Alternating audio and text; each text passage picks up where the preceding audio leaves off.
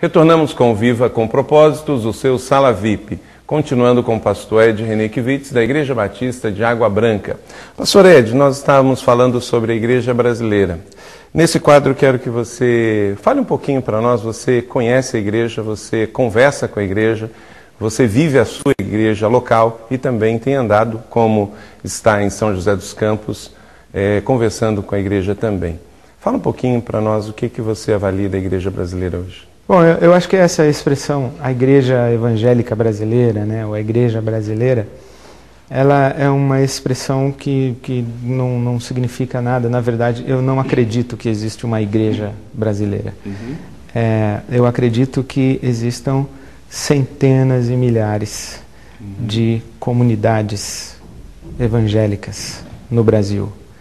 Porque é muito difícil a gente definir igreja brasileira. Nós estamos falando de uma catedral numa grande avenida, ou nós estamos falando numa sala na periferia de São Paulo, ou numa pequenina comunidade no alto do morro na cidade do Rio de Janeiro, ou numa comunidade no sertão do Ceará, ou uma comunidade urbana como a sua ou como a minha. O que é a igreja brasileira? Então eu acho que não existe essa igreja brasileira.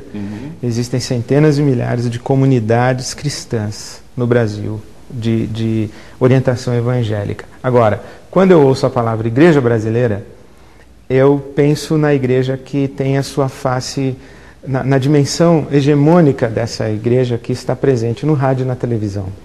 Com raríssimas exceções. Porque essa é a imagem que fica criada para a sociedade atual. Para a sociedade, quando se pensa em igreja, o cidadão comum ele vai pensar o seguinte: igreja é aquilo que eu vejo na televisão e aquilo que eu escuto no rádio.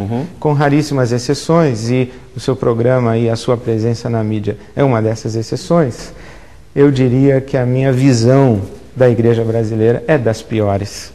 O que eu vejo no rádio e na televisão... Até porque o pessoal tem feito muita televisão é levar o seu culto, uma coisa que seria a princípio local, levar algo que é direcionado a uma comunidade para a TV aberta. Ou levar o seu culto ou levar o seu negócio.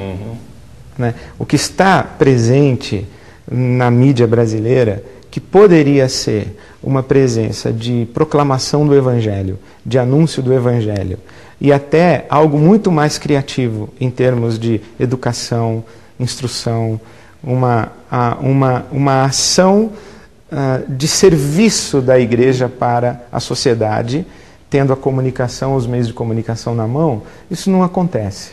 O que acontece é cada um puxando a brasa para a sua sardinha e alavancando seu negócio. Essa é uma visão muito pessimista, eu confesso, mas é a única que eu consigo ter por enquanto. É isso aí, falou Ed Renekiewicz. Você pode discordar, acrescentar, mas esse é um fato que deve levar você também à reflexão, a todos nós.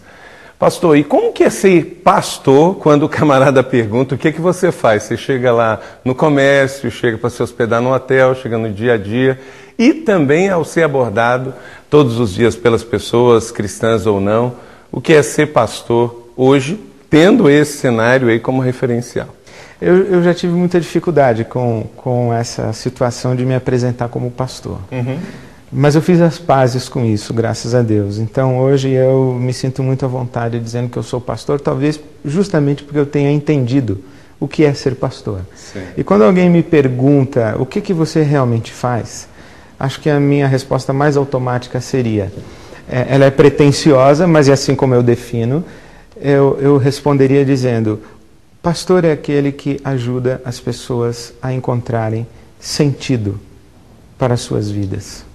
Então, se o cara não ajuda, você não o define como pastor. Não. É lobo. Quem não ajuda para a vida é lobo, não é pastor. Certo. A igreja evangélica vive um dilema também, dentro dessa igreja tão plural que você colocou, mas a gente poderia dizer, isso é fácil observar, uma igreja histórica de 100 a 150 anos, que está com um discurso de ontem, isolada, e está em decréscimo ou estabilizada. A igreja de linha tradicional, que eu e você fazemos parte também. Por outro lado, tem essa igreja do mercado evangélico, tem o ministério em cédulas, os ministérios.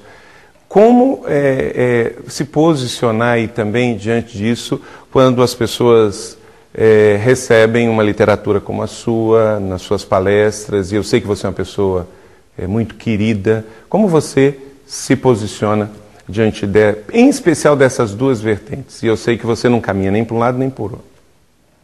Então, eu acho que a igreja, ou no nosso caso como líderes religiosos, essa presença religiosa na sociedade, eu acho que a igreja tem a responsabilidade de responder às perguntas do seu tempo. No livro de Atos dos Apóstolos, por exemplo, há uma referência ao rei Davi, que ele, tendo servido a Deus, tendo servido a sua geração segundo a vontade de Deus, e eu tenho isso no meu coração, eu tenho que servir a minha geração. Eu me lembro que em uma época alguém disse assim para mim: já não se fazem mais pastores como antigamente. E eu fiquei triste com aquilo, senti como uma crítica. Aí fui para casa e a resposta veio só depois. Não se fazem mais pastores como antigamente, porque já não se fazem mais pastores para antigamente. Então, a igreja ela é relevante quando ela é sensível para entender as perguntas da sua geração e corajosa, às vezes para dar a resposta e às vezes para dizer que não tem a resposta, mas buscar a resposta. Eu acho que isso define a presença da igreja na sociedade e a presença da liderança religiosa também. Sim. Ou pelo menos deveria, né?